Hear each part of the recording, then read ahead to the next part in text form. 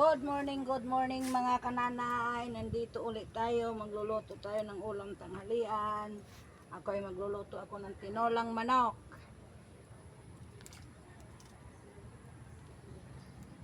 Ari po, lulutuin ko po aray para sa aming tanghalian. Mga kananay, tara samahan niyo ako pagluto.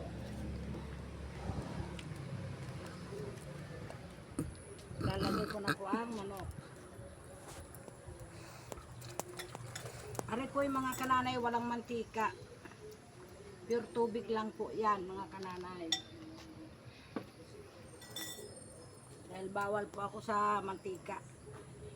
Hindi ko na ginigisa, diretso na tubig. Nilagang manok mga kananay.